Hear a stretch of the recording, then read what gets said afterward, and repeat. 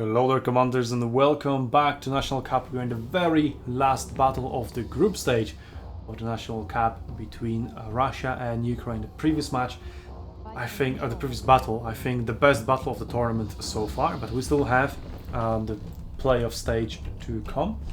But so far, by far the best battle. I highly recommend you check it out. And well, let's say I will not spoil it for one. So there we go. So I'll try to keep that away until the very end of this battle, but you have been warned. If you haven't watched the previous battle, go and do that. Like, honestly, that was great. But I will tell you that the previous battle was fought entirely between melee units, and I already see here that this is not going to be the case in this battle. The Ukrainians have brought 3 players of ranged units. We have Zhugalian crossbows, we have Kenana archers, and we have Ambiorix archers. Unless those are... yeah, okay, those are Ambiorix archers.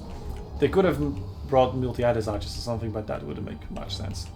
Okay, we already have a huge range over here. Ukrainians bring all 3 ranged players to one flank. So, well, the repeating crossbow player on the Russian side is definitely not going to have fun in this matchup. Healing up being used. Side of Dragon to spot combined with hand, that is a great combination. They're very well aware of that combo. And there we go, the repeating crossbows on the Russian side are already pretty much dead. Ukrainians are sneaking their units around, trying to get to deep, but let's see what's happening on the other flank. Russians are responding in kind and just pouring tons of infantry on top of B, supported by the archers that are not being countered by any ranged units over here, but they don't really need to. I don't think the ranged units are making any difference here, just sheer numbers of the melee units here from the Russian team are going to immediately capture B. Less than 2 minutes since the beginning of the battle, and B will already be captured. Still 1 minute for the C to unlock, and the Russians are already rushing towards C. They're definitely striking hard. They're striking first, striking hard, showing no mercy. They're not fucking around over here. They are here to win and show the Ukrainian team who's best. After that previous battle, am I right? Go watch it. So the Ukrainians are trying to do the same, but they have 9 ranged units over here, so they just simply do not have the ability to mop up the Russian units over here so quickly as the Russians did to them. 30 seconds until C unlocks, and the Russians are already pouring in. Ukrainians have nothing to respond over there. Where are they going to respawn? They're going to respawn at A, not at the base, but only one player is dead. The other ones are still being kind of finished over here. And we'll see where will they go for the Ukrainian team. Maybe we'll see some kind of a base race. Still 1 unit not flanked. Yeah, that unit is not flanked at all, by the way, just saying. Only right flank at the moment. There we go, our left flank has been added. Unit is wavering. It is finally going to be put down. No, something still is in here. There we go, one last unit managed to get in for a brief second. Now the Ukrainians will finally capture D, but as they are just now capturing D, Russians are already going to capture C. Well, D has been captured literally half a second earlier, as they had a lot of units inside there. But all Russians are very much well on their way to victory over here, very quickly. 3 points captured versus just 2, and because they captured C and lost D, that allows them the opportunity, because that healing zone is extremely close to D, so D is going to be quite easy to get back for the Russian team should they elect to try to do so. They can also respawn back here over at the base, as they are doing, and they can just send, well, they are going to send 3 players. One of them is going to be ranged attacking from downhill, and the others possibly going from C towards D as well.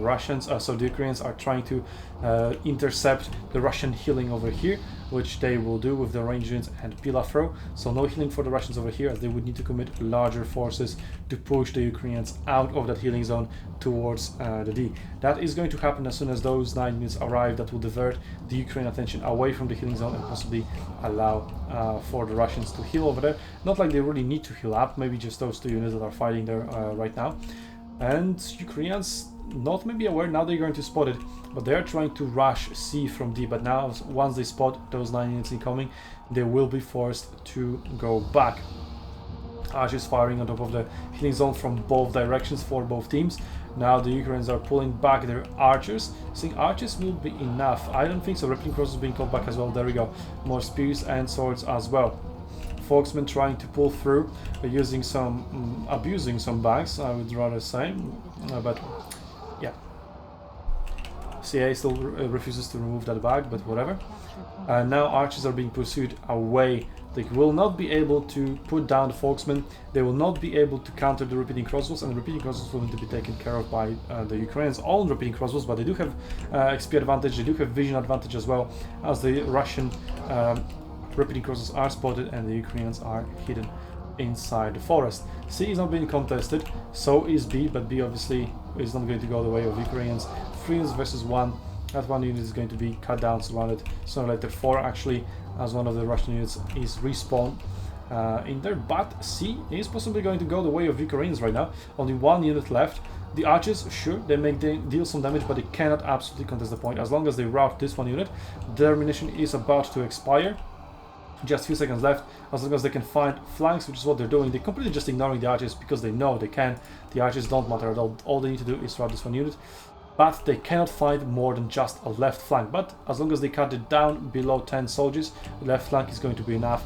But Russian melee infantry is coming in the form of pikes. It is going to be, yeah, they're just going to ignore. But pike flanks may be denied for this unit, as it is technically engaged in melee. So there we go. But as long as it makes it on top, it is enough for Russians. The Russian archers are in here, also being pursued by the Russian infantry, as the Russian archers also have found themselves on the point trying to buy the time. C is now actually being captured for a very brief second, as the pikemen are making it on top of C to hold it. Ukrainians are going to hold on to D, but their attack onto C has been largely stopped and delayed.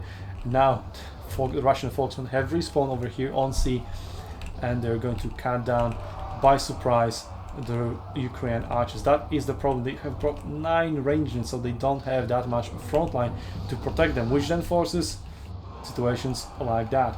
Repeating crossbows, they do have access to Sight of the Dragon, so they could spot something like that incoming, but well, Ambiorix archers don't really do have that. They do have crippling shot, but that wasn't enough.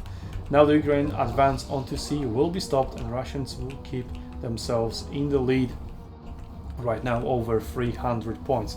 Still very early in the battle. Russians just now reaching the 1000 mark, so we still have a lot of things to happen here, and both teams can turn the battle on its head. Well, Russians don't really need to if they want to win.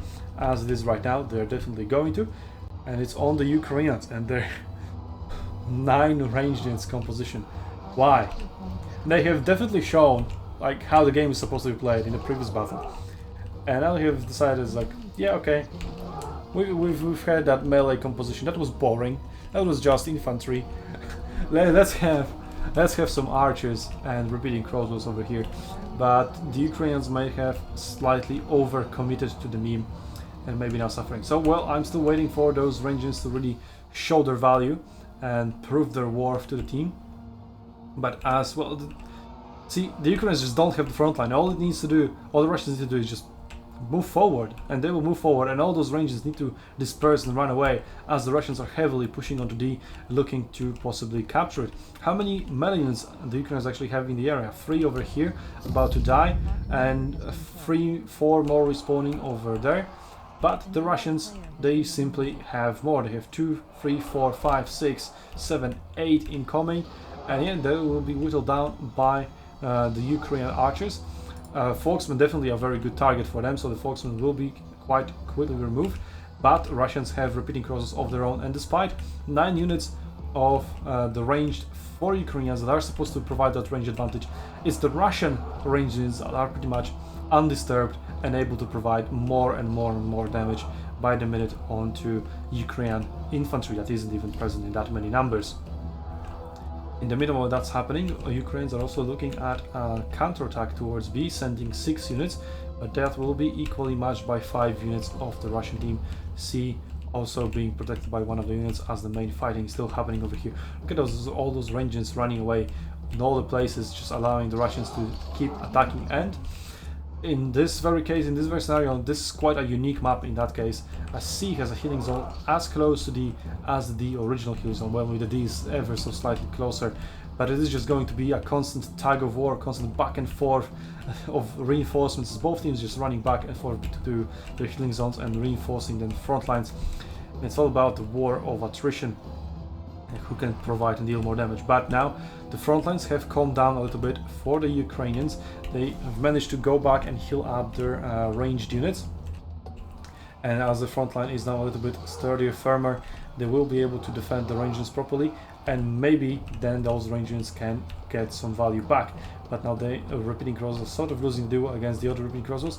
It's going more or less equal, but the Russians also focusing their archers on the repeating crossbows of the Ukrainians, as now, just now, the Ambiorix archers are firing on top of the Kenana archers of the Russians, but they're hidden in the forest. They did manage to get hunted. They still have that combo of Sight of the Dragon plus Hunt available. As long as that is communicated properly, that is quite easy to execute. So now the ranged units of the Ukrainian team are going to force back the ranged units of the Russians, and D is going to be defended, but that battle is still pretty far from over. They will need to constantly deny the healing zone with their own ranged units or melee. It was, no, that was actually not at the studio. These guys were just missing, straight up missing.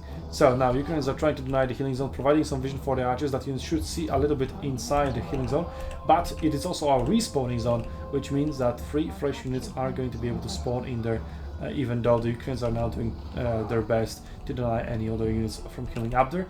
And they will be looking to try to launch a counterattack towards C. Speaking of which, we do have 9 units of range for the Ukrainians, 6 units of range for Russians, and none of the teams occurred to bring some cavalry, which is having a field day. Like, look at all those unprotected archers here for the Ukrainian side. And well, they know that they can actually pull it off because there is no cavalry threat. They do have the Folksman threat, but they do deal quite a lot of damage, and the Foxes are obviously not as fast. So now the Russians will notice that, okay, they have 9 range units over here. Folksmen are not really achieving much over there on the flank, so they are going to go back to B and be put on a defensive duty in case of another Ukrainian counterattack, an attempt to back up B. But as the Ukrainians are trying to figure out what the hell to do, how the hell do we get back into the game, well, their answer is try to cap C. But they are 1,000 points behind, and the Russians have already crossed the 2,000 points mark, well, almost. So they have already crossed 50%. There we go. Ukrainians are going to respawn one of their infantry players over back at the base. He could attack C from the front, but he's just going to be stopped by the Russian infantry that is getting inside the Ukrainian base. Possibly even more and more units will find their way to the Ukrainian base, as the Russians are spilling that. Well, that base is not that very well protected, and now just one pike unit in a narrow corridor is going to force away 3 units of Ambiorix archers, and they will no longer be able to provide any sort of support for their team fighting over here at the healing zone.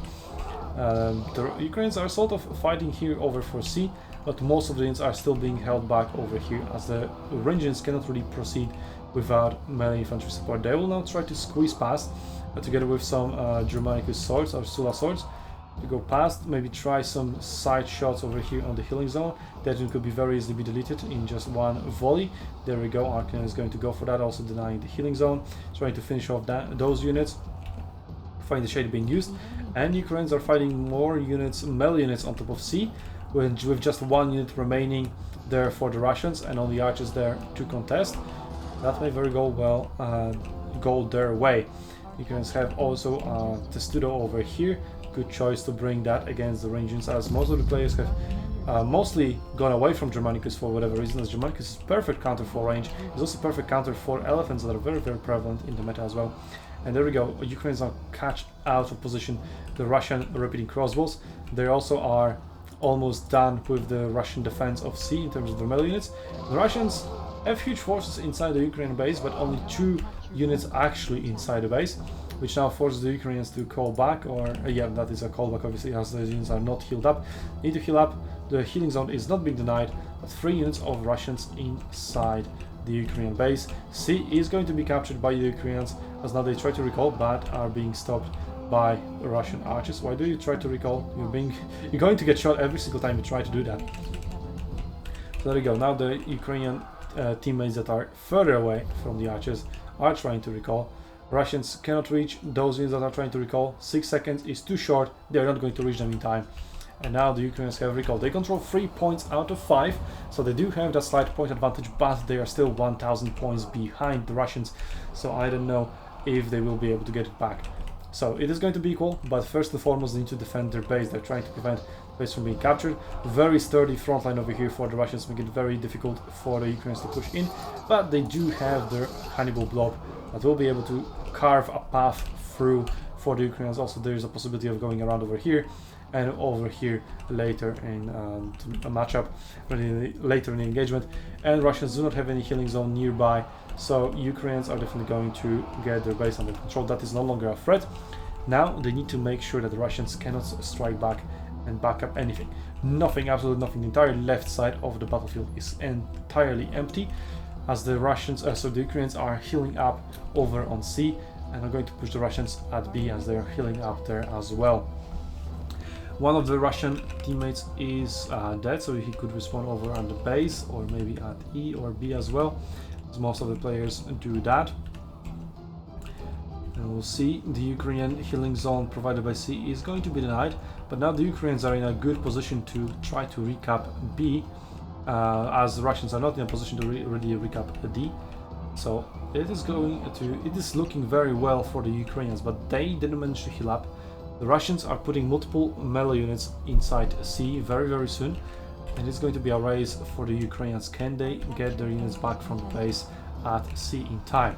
Battle is growing close, but as C is contested, the point gain for the Ukrainians is going to be diminished from 3.3 to just 2.2, and just 0.2 of a point per second more is not going to bring them back into the game as it is right now. So they need to push them back out of C, or maybe capture B. That's what the Ukrainians need to do, as they were at a disadvantage for a very long time. That is kind of the issue with committing too hard over to ranged units, as it just takes them more time to finally start paying dividends.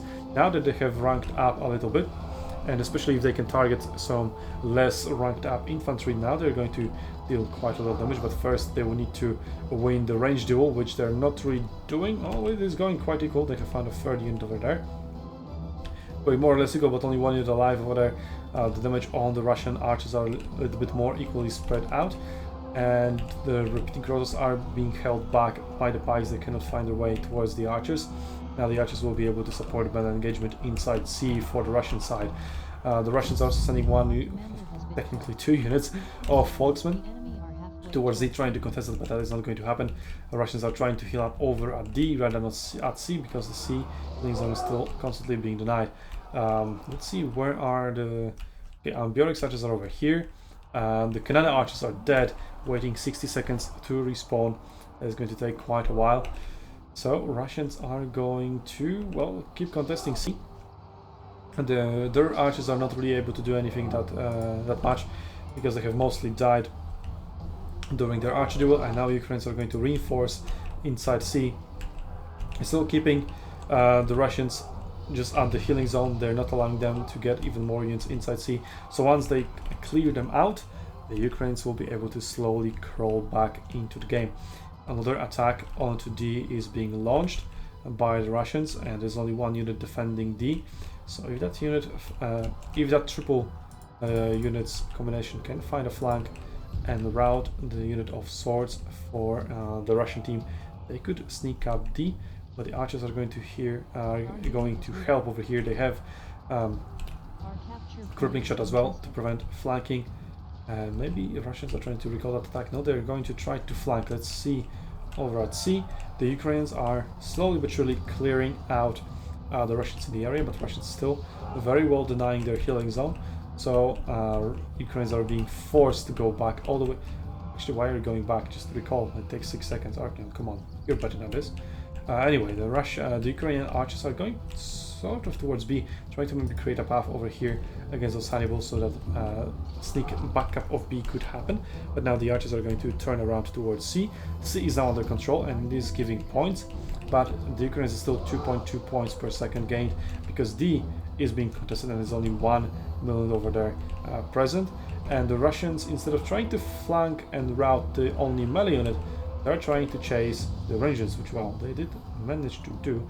They actually refused to run away. And two of those units were a little bit damaged and routed. Now they can get on top of the melee unit to try to route it. 3 versus 1. He's still chasing out the rangers. Just ignore it, route the melee unit, and then go into the store, whatever. well, your Caesar, but just ignore the damage, which you can then just chase them away after you're done with the melee unit. So quite a big misplay there by Russians. I think they should have known better, to be honest. I do expect them to play at the top level, and if I see misplays like that, I need to call that out. I simply need to call that out. But there we go. Huge Ukrainian reinforcements coming to see as the Ukrainians are still struggling to clear the Russians in the area, and now as the healing zone has been very well denied from the Ukrainian team by the Russians are slowly trying to pour in inside C more and more melee units, but as the Ukrainian reinforcements arrive from their base, that is going to put a halt to the Russian advance towards C. They still being contested. Russians still didn't manage, so the Ukrainians still didn't manage to clear the Russians out of D. They're about to do that, but it's still taking them quite a long time. And despite holding control over 3 points, but 2 of them being contested, B not being contested, means that the Russians are still getting more points per second, and they are only 500 points, less than 500 points away from victory. So the Russians, so the Ukrainians really need to very quickly clear out the Russians out of their capture points.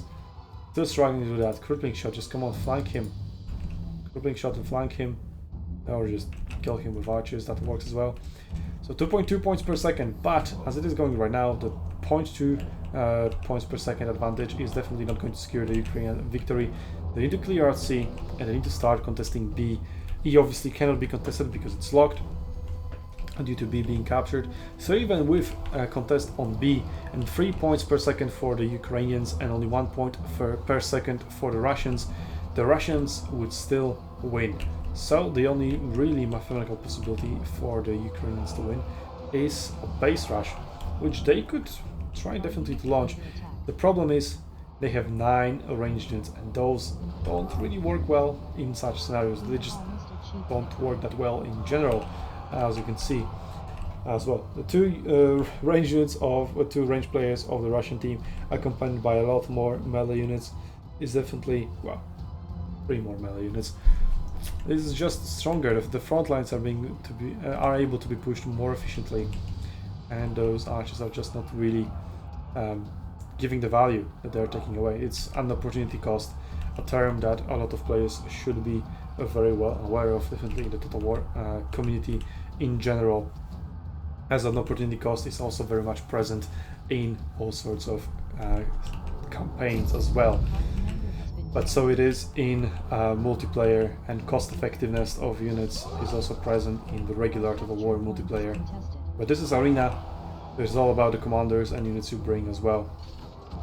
There's not really cost to it, but you do have a limited amount of units, and the composition you bring needs to be as efficient as possible. And in this battle, Russian composition and also their play has definitely been much more effective, as they have captured B much quicker than the Ukrainian team.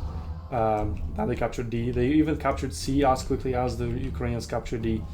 And even though they lost it in the end, and the Ukrainians do hold 3 points, as you can see now in the very late game, those range units are finally kicking in. But it takes so long for range units to kick in that it is simply too late. Russians only need 200 more points to win. The Ukrainians can only contest B, which is going to deny 1 point per second, but even with that, as I already said earlier, is not going to be enough. The range units are simply taking too long to just get online and start providing value to the team. The Russians use that to their advantage. They're just faster than the Ukrainian team, and now they're even going to back up D with a rush of their own. They commit less forces to defense of B. They don't even need to. That's a narrow passage over here that the Ukrainians cannot get through with the ranged units. Obviously, they're even being pushed back over here despite being such a huge advantage. And well, Russians, by committing 6 units over there, even over committing, they're just getting D to cement their victory even further. Like, yep, we are ahead in capture points as well at the very end. So there's no way you ever had any chance of coming back. Russians, now spoilers incoming, are going to secure a 2-0 victory over Ukraine despite this first battle. The first battle would have been won by the Ukraine if they didn't get back capped or base capped at the very end. They did mess up over there. They were a little bit too greedy, overeager. But something like that can definitely be fixed for once those teams most likely meet again in the finals, because honestly they are league above all the other teams. So China and Poland would need to improve immensely to be able to face those two teams. We'll see, because that's coming. Now we have decided our semi-final pairs, as Russia takes the 2-0 victory over Ukraine, and the standings are as follows. On the first place, Russia with 13 points, 4 victories, 1 tie, 0 losses. Second place, Ukraine just 1 point behind with 4 wins, 0 ties, and just 1 loss that they have suffered to Russia. Poland on the third place, 7 points, 2 wins, 1 tie, 2 losses. China just 1 point behind Poland with 6 points from 1 victory, 3 ties, and 1 loss. And then the 2 eliminated teams were Spain with 4 points, 1 victory, 1 tie, and 3 losses. And then sadly France with 0 points, completely victorless in the entire tournament. 0 wins, 0 ties, 5 losses. So there we go. In the semifinals, next week we are going to see Russia versus China, then followed by Ukraine and Poland. Then we are going to go into the third place match between the losers of those two semifinals, and then finally the final, which is definitely going to be a lot of hype. Semifinals and the third place match are best of 3. The final is going to be a treat of best of 5. So definitely a lot of good games to look forward to. And well, I'll see you there. In the meantime, you can help us bring the winner back to the West. But until then, I'll see you on Arenas and Battlefields, Commanders.